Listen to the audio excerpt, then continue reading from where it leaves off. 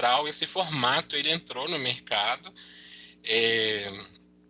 Sim, Josiane, tá sendo gravado, tá? Já iniciei aqui. Obrigado. E a FEBRABAN, que é o órgão que regulamenta os bancos brasileiros, ela é a responsável por criação das normas, de padrões e inovações também que os boletos vêm tendo. Se a gente acompanha aí, por exemplo, os boletos passaram a ter QR Code ali para poder facilitar o pagamento via Pix, né? Então, ela é quem manda no mercado nesse sentido aí de inovações tecnológicas também. E aí criou-se o termo, tem gente que fala CNAB, tem gente que fala KNAB, eu uso mais KNAB no dia a dia, que quer dizer Centro Nacional de Automação Bancária. É justamente o meio, o instrumento que permite integrar as informações financeiras entre sistemas. Então, a FEBRABAN criou esse instrumento e essas integrações elas são geralmente via arquivo, que é o que a gente vai ver, que é os arquivos de remessa e de retorno, e é muito comum esse termo ele usar o nome de remessa e retorno KNAB. Que justamente são os arquivos que, por exemplo, Locavia gera uma remessa KNAB com dados de boleto e que é transmitido direto ao portal do banco, né? Para poder ser o boleto existir para o banco e não apenas no sistema de controle que é o Locavia. Bom, já falando aí desse tipo de arquivo, né, já que a gente sabe que a mensagem que é enviada para o banco ela é via arquivo e não via API, existem dois tipos de arquivos que são muito comuns no caso, que é o de 240 e o de 400 posições. Basicamente, gente, quando eu falo 240, é porque se você abrir o arquivo no Notepad mesmo aqui, ó, ele vai ter no final, ao todo, 240 colunas, tá? Então, a diferença do 240 para o 400, na prática, acaba sendo apenas uma questão de estrutura, né? De quantas colunas o meu arquivo vai ter.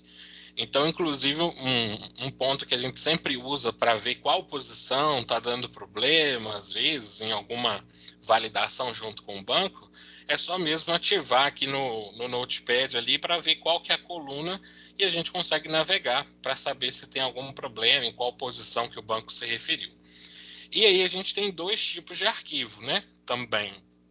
Eu tenho a remessa, que é o seguinte, eu gerei um boleto e eu preciso dizer para o banco que eu gerei esse boleto. Então, por meio do arquivo de remessa que o Locavia gera hoje, é possível enviar para o banco lá no acesso que a empresa tem para poder fazer essa transferência de arquivo. E aí, no dia seguinte, o banco, educadamente, ele responde como um arquivo de retorno. É muito comum, às vezes, existir os termos de francesinha no meio financeiro mesmo das empresas. E esse arquivo de retorno, o banco devolve um relatório praticamente no mesmo formato do envio, né, que é um arquivo de texto, claro que com posições às vezes diferentes, mas com o mesmo padrão, né, de 400 posições ou de 240, dizendo o que aconteceu. Olha, de 10 boletos que foram enviados, né, boletos novos, tantos boletos entraram. Então, o banco ele tem uma forma de devolver isso sempre no dia seguinte, geralmente, em sua maioria. Vamos passar adiante, então. Hoje, nós temos uma série de bancos aí que são atendidos pelo sistema, né, pelo Locavia. Hoje nós trabalhamos aí com 7 bancos que a gente sabe que estão em operação, tá?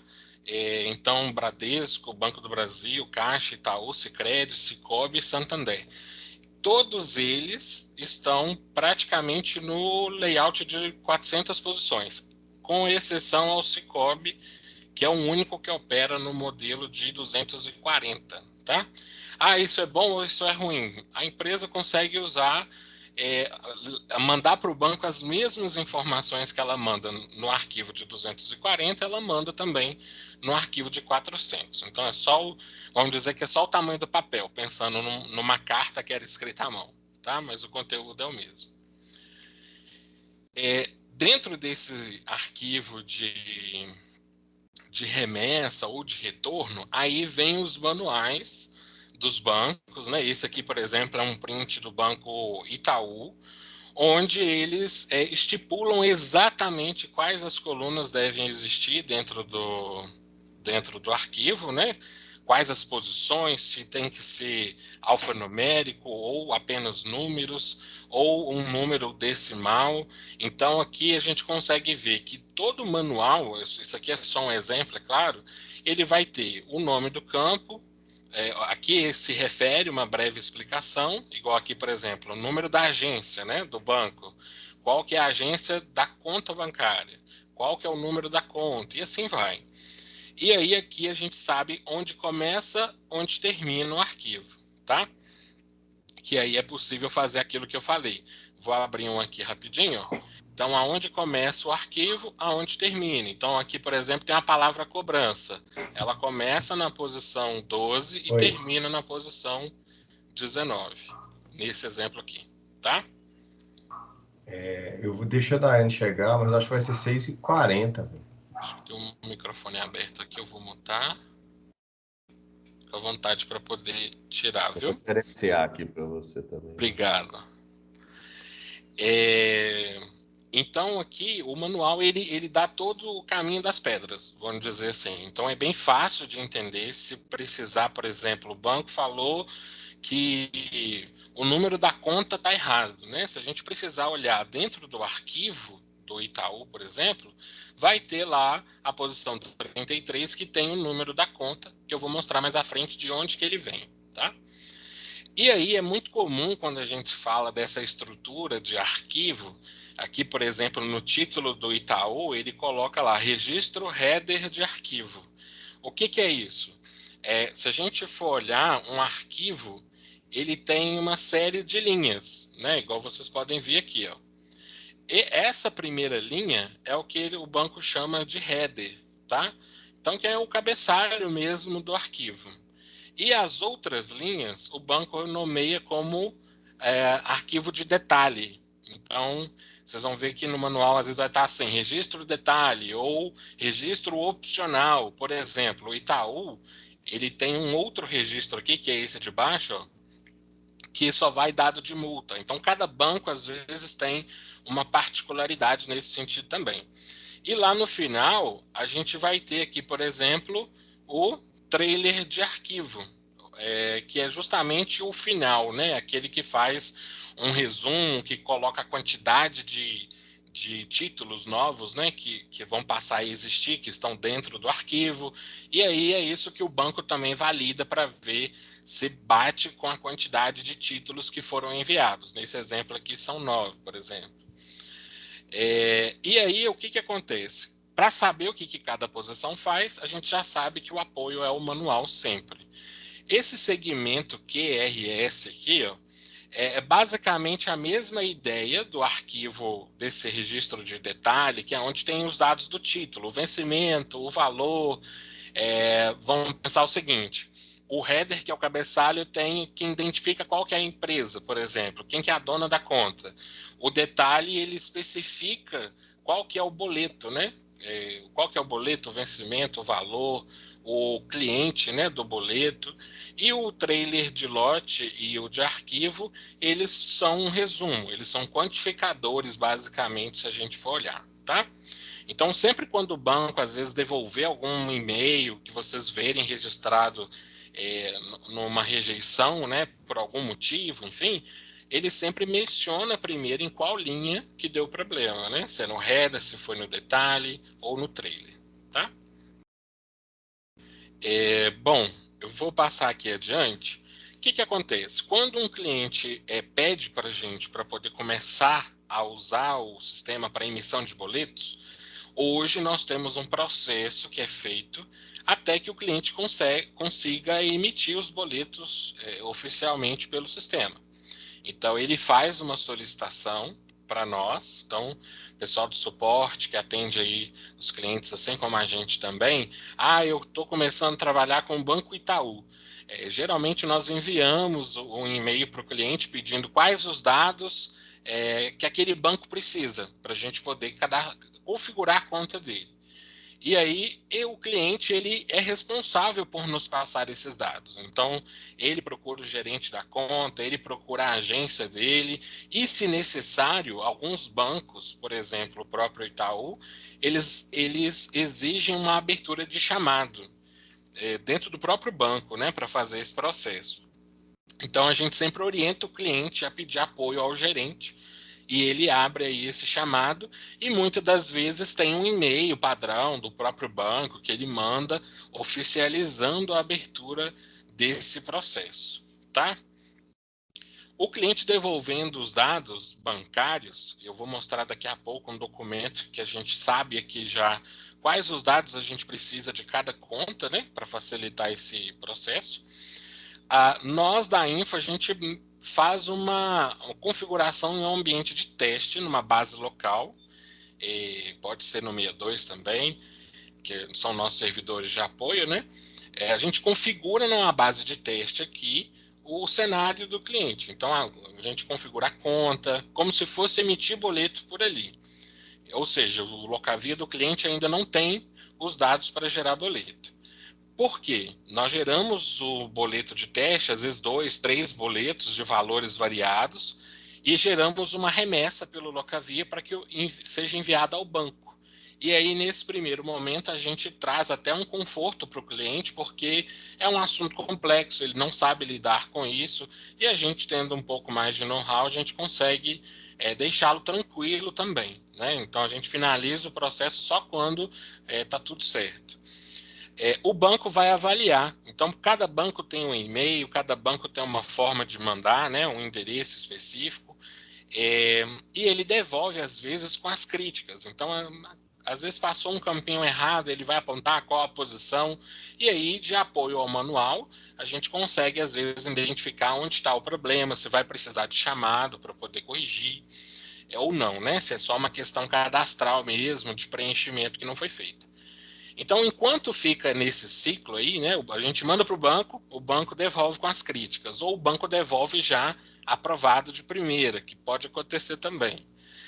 E aí, quando fechou esse processo, nós repassamos as configurações da conta que foi feita em modo teste, né, para o sistema do cliente. E aí, com o cliente tendo a conta bancária lá dele configurada corretamente, a gente gera o primeiro boleto de produção junto com o cliente.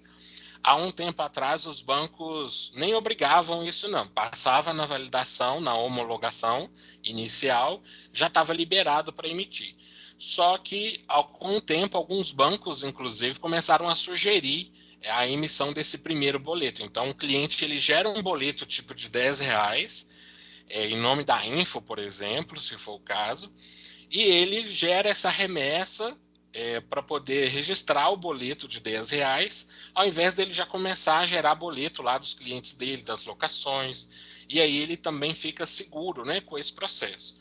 Ou seja, não basta a validação do banco, é preciso fazer esse primeiro boleto para ter certeza que o processo está 100% seguro, né, está efetivo também. E aí, é feita a leitura do arquivo de retorno que eu expliquei anteriormente. Esse arquivo de retorno, igual eu falei, o banco ele é educado, né? O cliente mandou uma mensagem para ele, ele devolve ali explicando tudo o que aconteceu, se o boleto foi registrado, se não foi. E o cliente faz o pagamento do boleto logo que ele confirma que deu tudo certo.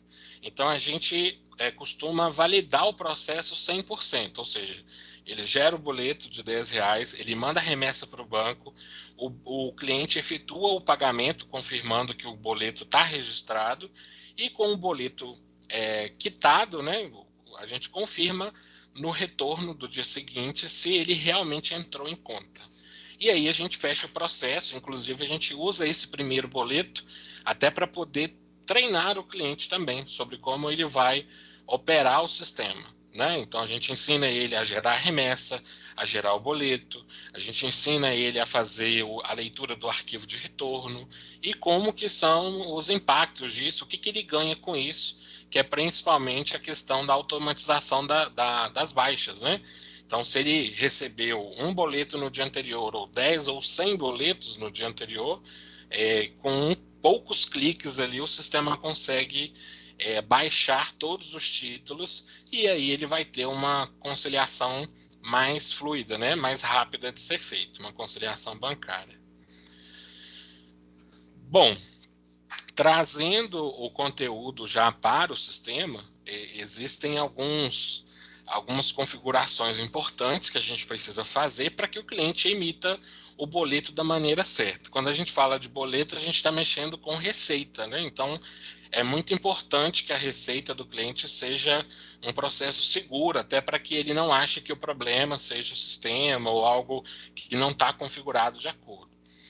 Então, lá na empresa usuária, aqui vem a primeira configuração, que é muito importante, que às vezes eu já vi não darem tanta atenção, isso em outros lugares, né, que eu já trabalhei, e não darem tanta atenção e depois o cliente descobrir que a multa não estava sendo cobrada quando o cliente atrasava um boleto, e aí reduz a receita também da empresa, o que não é legal.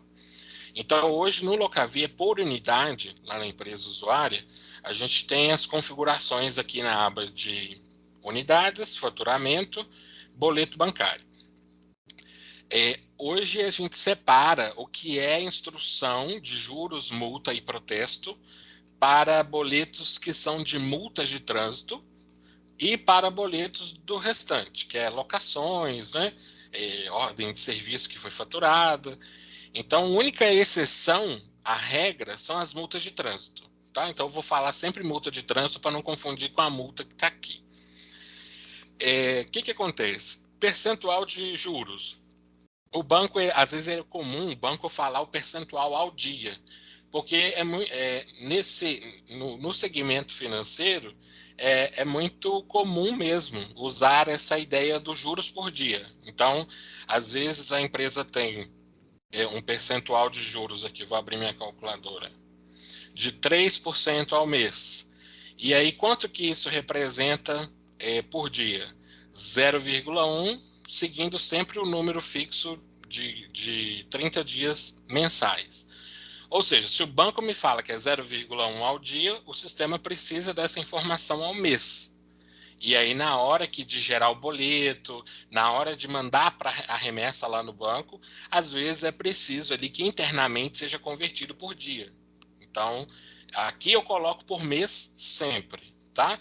Às vezes lá internamente, aí eu estou falando do código mesmo, né? Por os bastidores aí, é preciso converter esse percentual por dia.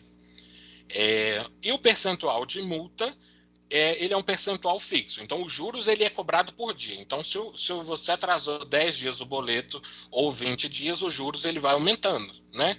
A multa não. Passou o dia do vencimento, ele já cobra ali, por exemplo, 5% do valor do boleto a mais, tá? Basicamente, essa informação aqui agora, essas duas, elas interferem tanto no boleto quanto na remessa, tá? Agora, essa aqui, que é um texto escrito, ela interfere apenas na impressão.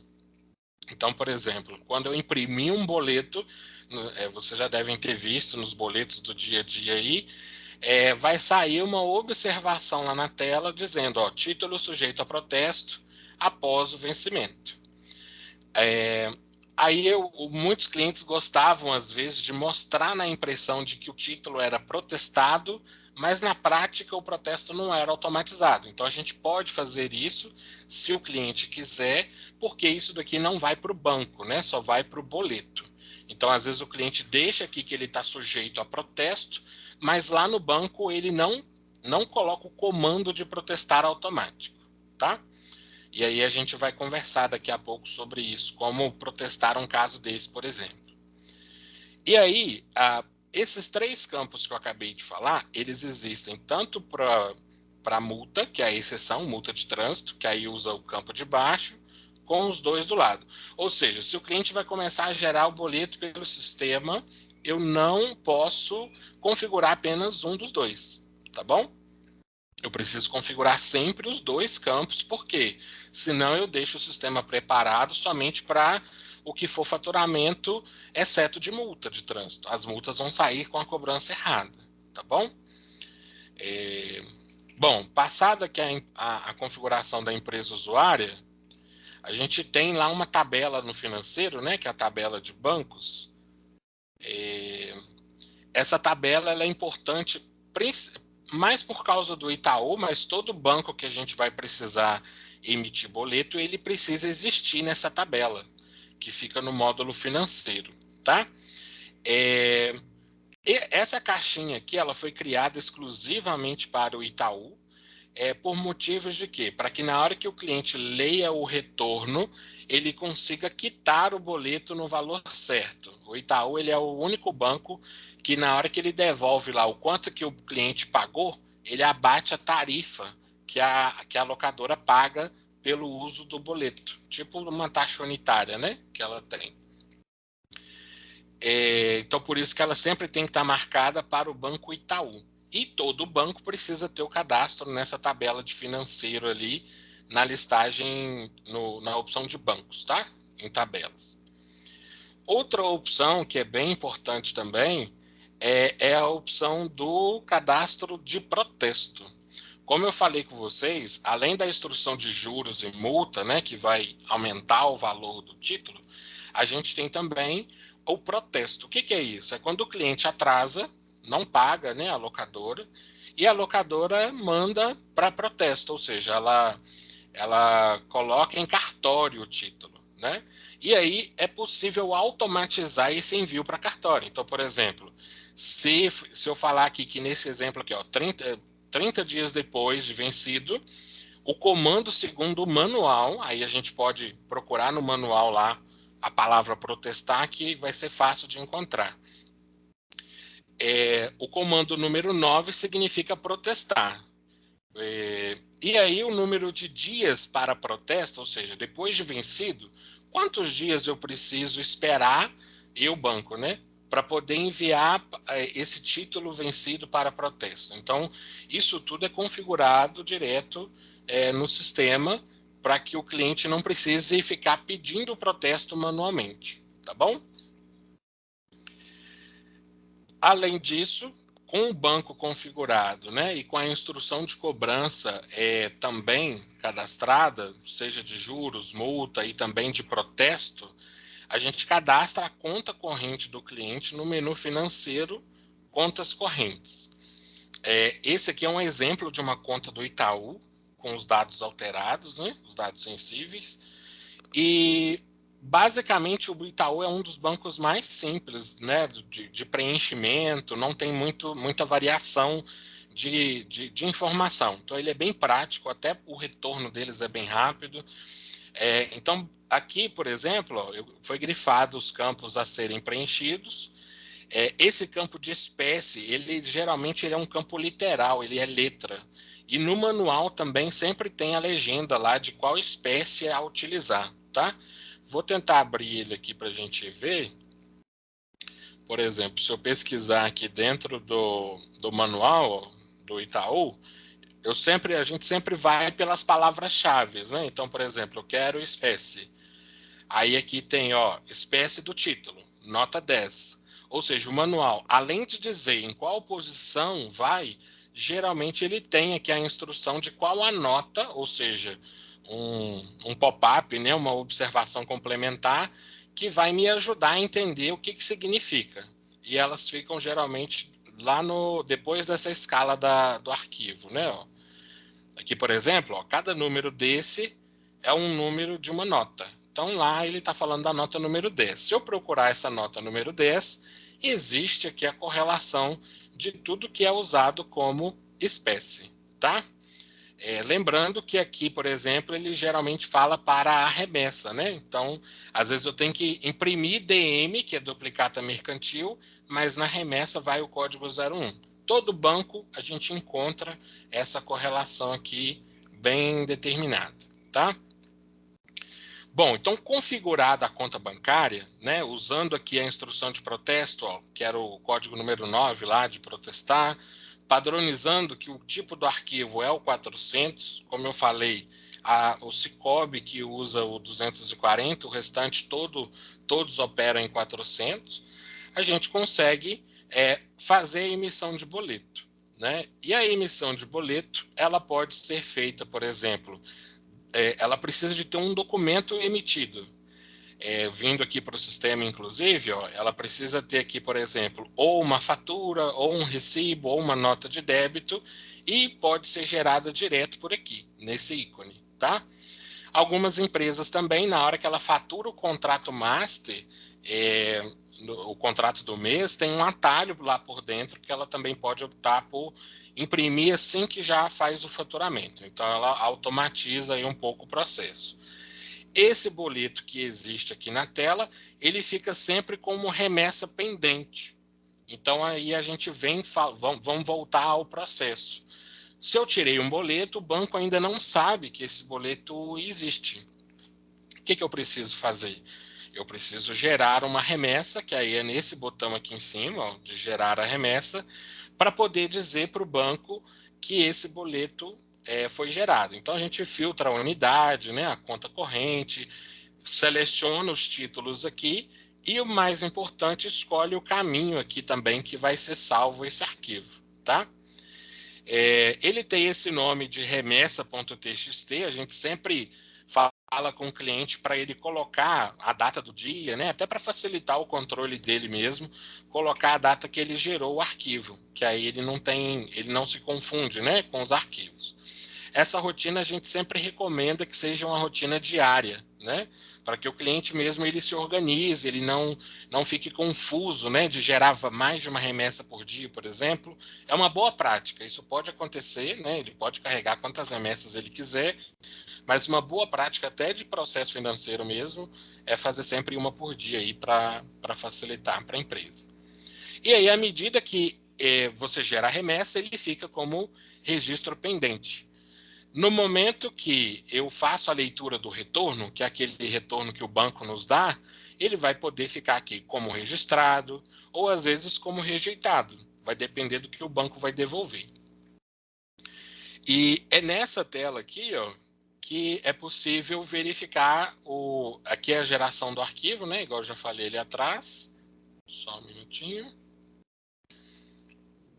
Então, geramos o arquivo, o cliente vai no site do banco, carrega a remessa e no dia seguinte ele baixa o arquivo de retorno. Então, esse exemplo aqui é uma tela de leitura de retorno que é feita no menu financeiro, remessa, e nós temos duas telas aqui para poder ler o retorno. A primeira, que é o que o cliente tem que fazer todo dia se ele gera boleto todo dia, vamos dizer assim, é o registrar remessa de boletos. Por quê? Aqui é possível ele ler tudo o que aconteceu e ver se os boletos novos que ele mandou para o banco no dia anterior, hoje é segunda, por exemplo, o que ele mandou na sexta, se o banco deu entrada. Então, por exemplo, essa primeira linha aqui é justamente para dizer se o banco registrou o boleto, né, nesse envio que foi feito no último dia. Então, se o banco mandou com a mensagem de que a entrada foi confirmada, isso significa que deu tudo certo, tá? E aí, muitas das vezes, o arquivo pode vir até no mesmo dia aqui do retorno com a liquidação. Então, olha que interessante. Esse caso aqui foi gerado no mesmo dia, foi enviado para o banco, e às vezes no dia seguinte o cliente conseguiu pagar no sábado, ou então, às vezes 2 horas depois, né? Igual a gente gera boleto nesses bancos digitais, 2 horas depois você já consegue pagar o boleto. E aí é um evento que pode acontecer. Então, nesse caso aqui, ó, o cliente emitiu no mesmo dia e pagou no mesmo dia, 2 horas depois que ele registrou. Todo cliente ele vai detalhar, né, para a gente, e basta confirmar o retorno para que aconteça o quê? Ele vai lá na tela do boleto e vai trocar o boleto aqui para registrado.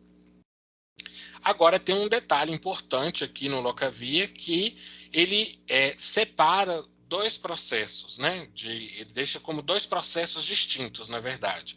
Um é dizer o que aconteceu com o boleto novo, né? Se ele foi registrado, se não foi.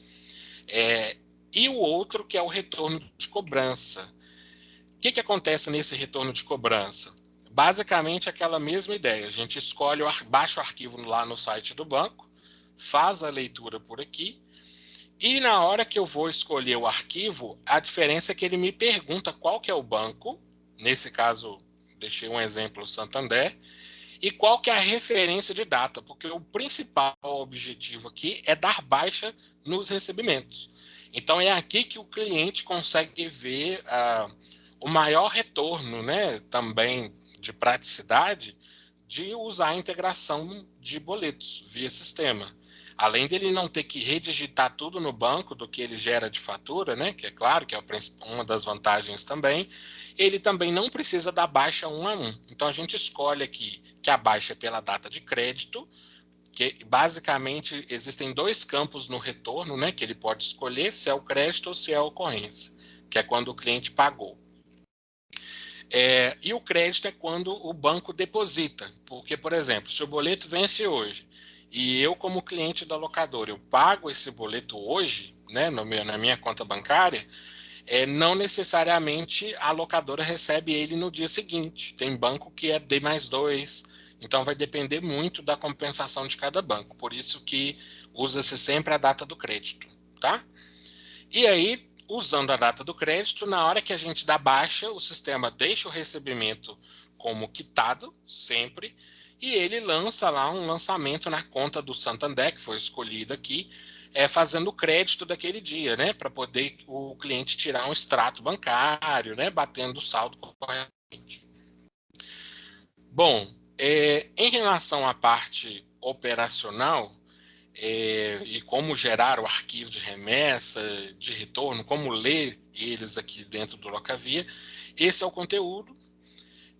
A gente tem aí mais 20 minutos, que aí eu passo para a parte de perguntas frequentes aí, antes de abrir para as dúvidas de vocês, que talvez já até resolva algumas, né, que possam surgir. Primeira coisa, é preciso ajustar o número do boleto para dar sequência ao último. Por exemplo, o cliente, às vezes, ele usava outro sistema e ele vai começar a usar o nosso sistema agora, então ele já estava no número 1000, por exemplo, de boleto. Esse número, né, do boleto é o que a gente chama de nosso número, que ele é um sequencial do boleto. Ele fica aqui dentro, tá? Do próprio boleto mesmo.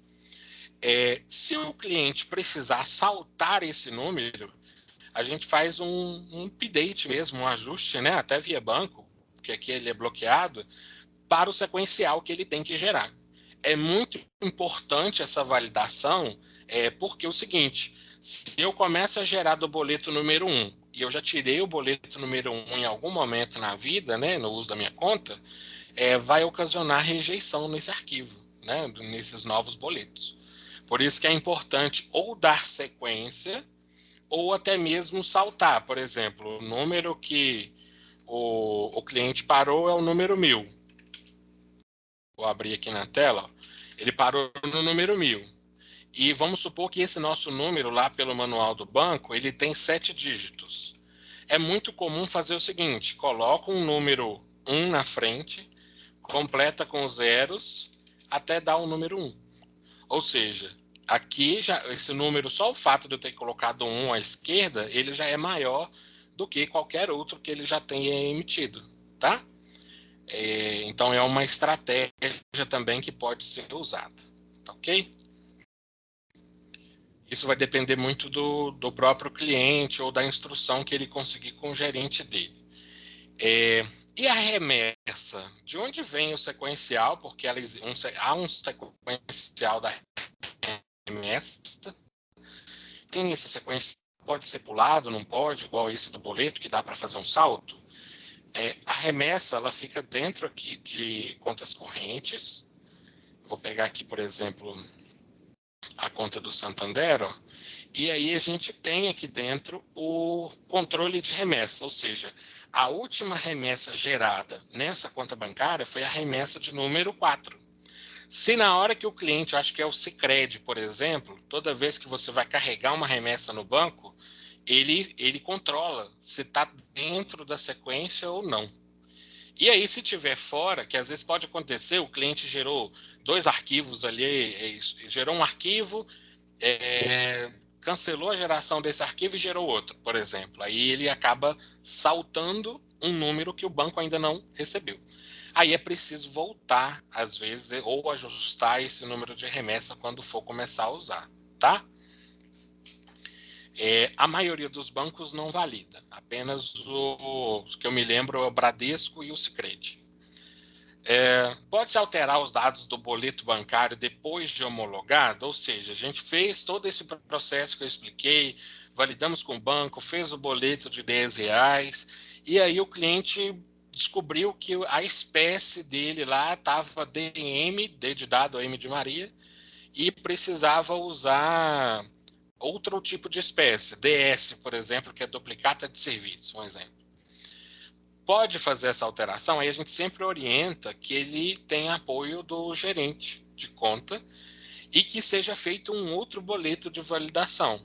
Então, se precisou mudar alguma coisa, depois que já entrou em funcionamento, já vi, por exemplo, cliente querendo alterar o número da conta bancária.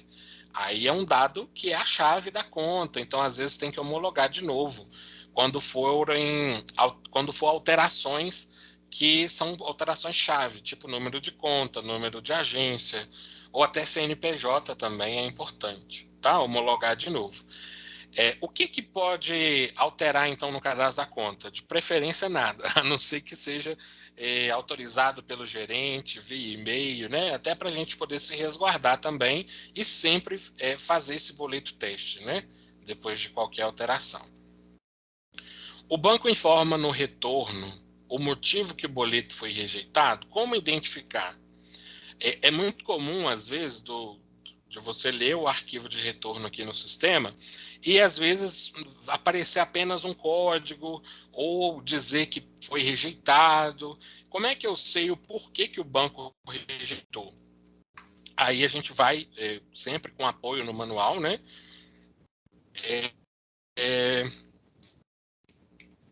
Ocorrências de retorno. Então, por exemplo, aqui, ó, código de ocorrência do arquivo de retorno. Então, por exemplo, se ele mandou lá que foi rejeitado, aí a gente vai ter aqui a opção de entrada rejeitada. Ele vai mandar o código número 3. Só que aí é um ponto de atenção. Existe sempre uma subtabela, que é essa nota número 20 aqui, ó, que ele referencia, que é o que detalha os motivos. Então, eu tenho os tipos, que é o que? Rejeitado, e eu tenho os tipos de rejeição, que geralmente se chama como ocorrência de rejeição, depende do manual. E aí, ó, entradas rejeitadas, código das ocorrências número 3, ou seja, às vezes vai aparecer só número 3 no sistema e um outro número lá, por exemplo, número 10. Se eu pesquisar aqui nessa lista, eu vou detectar qual exatamente é o campo que estava com problema. Às vezes é o cadastro do cliente da locadora que está incompleto, está sem o CEP, está sem o endereço. E aí a gente consegue, através sempre do manual do banco, consultando, orientar o cliente sobre como ele vai resolver aquele problema. E é muito comum, não tem como fugir disso. O cliente sempre recorre a gente mesmo, né? Porque o banco às vezes é mais difícil, o contato, às vezes o gerente nem sabe dessa parte tão técnica. Então, por isso que ter acesso aos manuais, isso faz muita diferença e entender também como procurar. Bom, vou voltar lá para a tela da apresentação.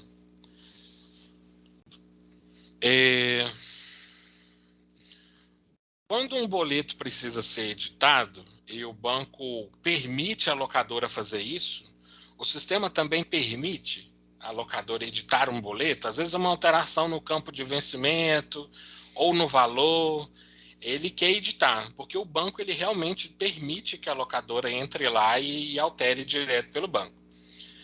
Para isso, a gente tem aqui na tela de faturamento, boletos bancários, essas duas opções aqui, ó, substituir ou atualizar, tá? A substituição é quando você realmente cancela o boleto original. Então, se por algum motivo a empresa entrou lá no site do banco e pediu para cancelar o boleto, que eles chamam de baixar o boleto no banco, e eu quero gerar um boleto novo, para aquele título, né, com algumas alterações, eu clico aqui em substituir, que aí ele cancela o boleto atual para gerar um novo, tá? Então ele muda isso para cancelado e abre um novo. Esse botão de atualizar, ele foi criado aqui no Locavia justamente para poder refletir essas pequenas alterações que o cliente pode fazer no banco e que dele não é cobrado taxa. Então, para ele poder dar baixa no boleto e gerar um novo, ele é tarifado, né? Como uma taxa de um novo boleto, por exemplo. Pela alteração, às vezes o banco até cobra, mas cobra um valor menor. E aí, para o cliente, para a locadora, é mais interessante ela editar uma informação do que fazer um boleto novo. E aí ele permite que seja atualizado aqui o vencimento, ou acrescentado ou diminuído algum valor ali, algum desconto, tá? Que aí ele atualiza esse mesmo título aqui. Aí a pergunta vem, né? O cliente pode fazer isso só no sistema e está resolvido no banco? Não. Ele tem que entrar no banco, fazer a alteração por lá e também fazer ela no sistema. Essa daqui a gente não tem, ela não é integrada, tá? Alguns bancos nem disponibilizam remessa de alteração. É bem fechado isso. Então, por isso que é importante sempre falar com o cliente, o sistema gera o boleto e dá baixa. Se precisar editar no meio do caminho, ele consegue fazer a edição também no sistema, mas ela não é enviada para o banco de imediato. Tem que entrar no banco e refazer a alteração lá. E aí já meio que fica respondido, né? Quando que eu vou substituir um boleto? Quando eu precisar cancelar o original, às vezes foi no CNPJ errado, enfim, para poder gerar um novo. E quando atualizar, quando for alteração apenas de valor ou de data de vencimento. E o Locavia faz remessa de protesto?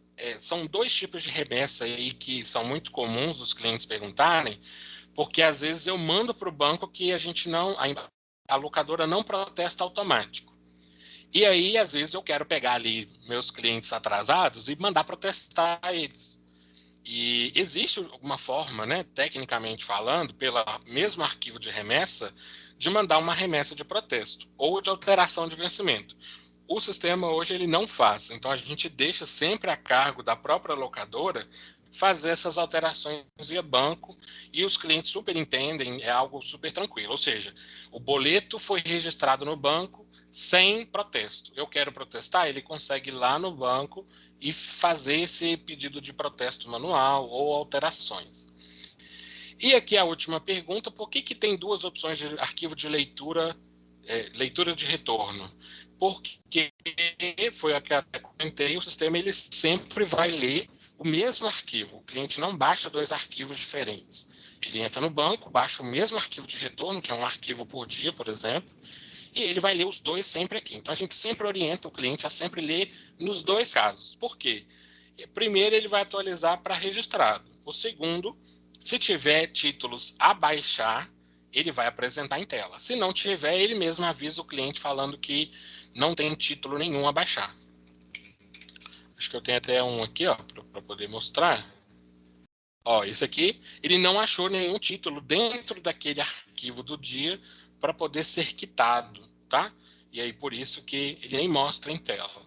E aí é sempre importante ler o arquivo nos dois, né? Para poder o cliente não ficar preocupado quando eu tenho que ler em um ou quando eu tenho que ler no outro. Bom, pessoal, o conteúdo aqui terminou.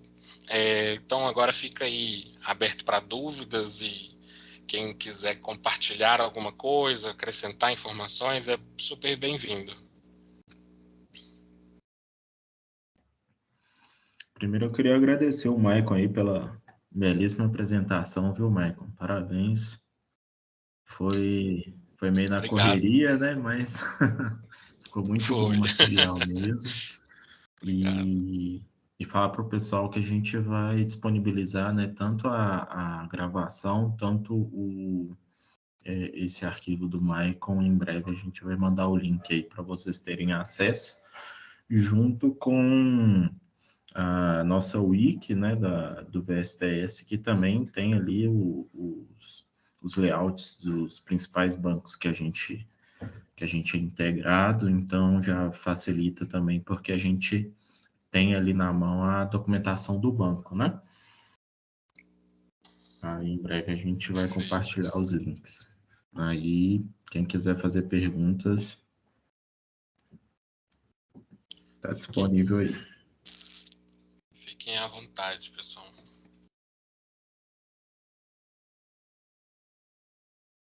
Bom, pessoal, queria parabenizar vocês aí pela iniciativa aí, viu, do Infraprimora. Eu acho a ideia bem legal, que tem muita gente nova na equipe aí e é legal a gente ter esse apoio da empresa para conhecer o sistema, que o Locavia é grande demais.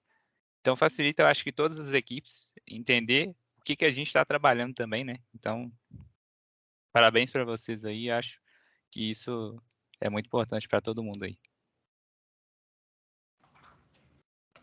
Ô, Michael, eu acho que é um assunto aí que vem para um segundo tema aí do Infoprimora, mas só para todos, né, ficarem ali nivelados, esse módulo essa função, né, de boleto bancário, ela também é integrada diretamente com o nosso módulo de cobrança. Mas também é um tema aí que a gente vai falar um pouquinho, né, e detalhar um pouco mais na próxima vídeo que fizermos aí no futuro. Ô, Michael, eu queria dar os parabéns também para você aí, ficou muito legal. A equipe toda que pensou no projeto Infoprimora, sensacional. Parabéns pela didática. Eu sou um usuário, Michael, de boletos, né? Porque eu tenho que fazer essa remessa para a Info cobrar os clientes dela, né? Então, transaciono com o Banco Itaú e ficou muito bem explanado. Você foi extremamente didático e parabéns. Está muito organizado, você cobriu amplamente o tema, né? Eu aprendi, inclusive, muitas coisas hoje. Muito obrigado, Marcelo. E eu queria deixar como sugestão para uma próxima a gente poder falar sobre a filosofia do módulo financeiro do Locavia.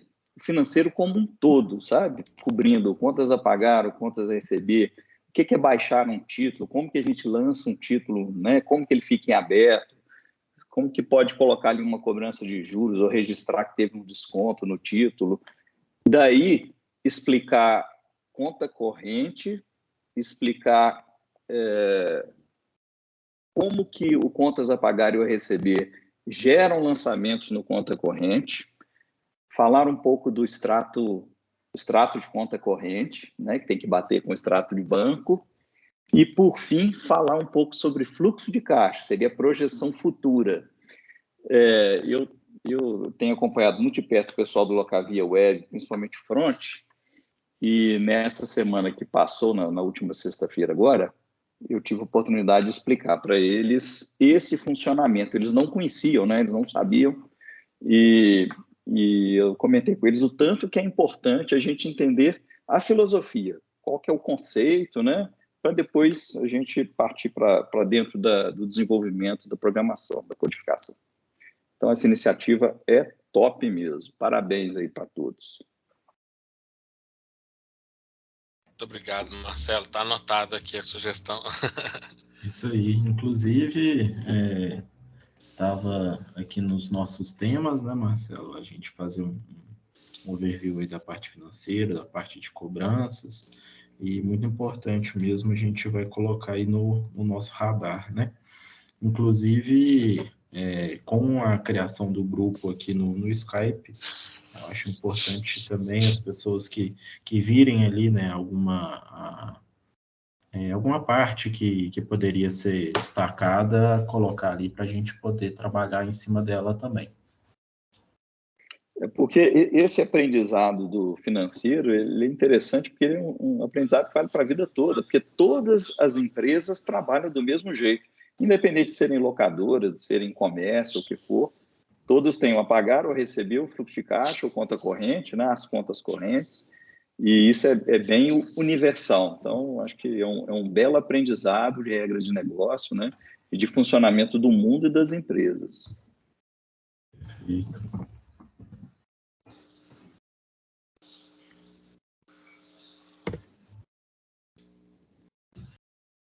Ninguém tem dúvida mais dos boletos? Você explica bem mesmo, hein, Mike? Que isso?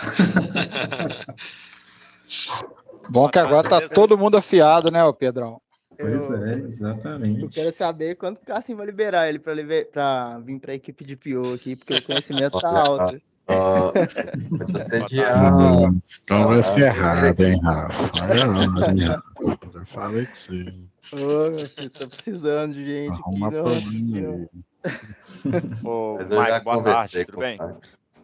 Boa tarde, tudo e você? Beleza. Cara, só uma dúvida mesmo. Hoje, o boleto só boleto de cobrança ou tem boleto de recebimento também? Como é que funciona a diferenciação dos dois hoje? O boleto aqui, nesse caso, ele é de receita, né? Então é de Sim. cobrança a cliente.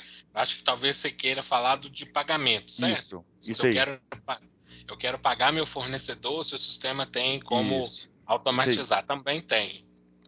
Só que a gente vai separar os assuntos. Vai ser tema de mais um encontro aí. Ah, entendi. O layout do KINAB é tudo Isso. diferente também, né?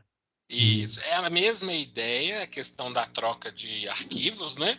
Só que aí a gente passa a olhar para o pagamento. Então, o cliente coloca dentro do pagamento o código de barras do boleto dele e ele gera um arquivo e manda para o banco, que o banco processa os pagamentos também em lote.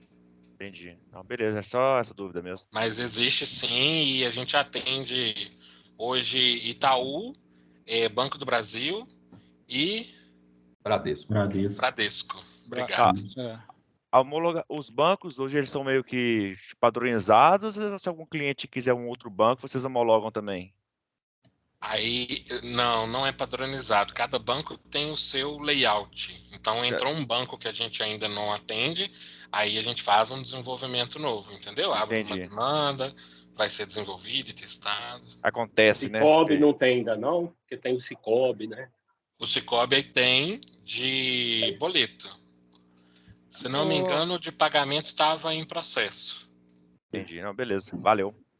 O Cicobi tem de pagamentos, mas ainda estamos com ele aí na parte de projetos, não disponibilizamos ainda. Só Bradesco, Brasil e Itaú.